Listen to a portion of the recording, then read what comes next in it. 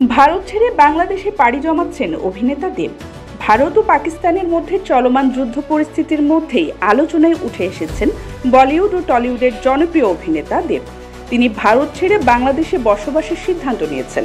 এই খবর সামনে আসতে দুই বাংলায় হইচই পড়ে গেছে। দেবের ঘনিষ্ঠ সূত্রে জানা গেছে, বর্তমান পরিস্থিতিতে তার পক্ষে নিরাপদে কাজ করা কঠিন হয়ে পড়েছে। বিশেষ করে মুম্বাই ও কলকাতার কিছু স্টুডিও এলাকায় নিরাপত্তা ব্যবস্থা দুর্বল হয়ে পড়েছে। এই অবস্থায় তিনি বাংলাদেশে সাময়িকভাবে বসবাস করতে চাইছেন। তবে এটি একমাত্র কারণ নয়।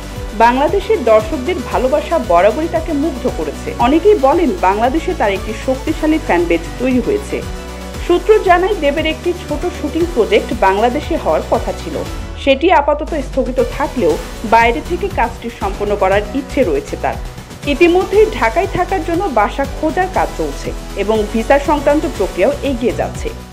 এছাড়া শোনা যাচ্ছে, তিনি বাংলাদেশের একজন নামকরা পরিচালকের সঙ্গে একটি যৌথ প্রজেক্টে কাজ করতে পারেন। যদিও আনুষ্ঠানিকভাবে কিছু জানানো হয়নি, তবে দুই বাংলার সিনেমা জগতে এটি একটি বড় চমক হতে পারে। দেব নিজে এ বিষয়ে কিছু বলেননি, তবে তার ঘনিষ্ঠ মহল থেকে জানা গেছে এটা শুধু কাজের নয়, নিরাপত্তার বিষয়ও। আসলেই কি দেব বাংলাদেশে পাড়ি জমাচ্ছে? কমেন্টে আপনার মতামত জানান।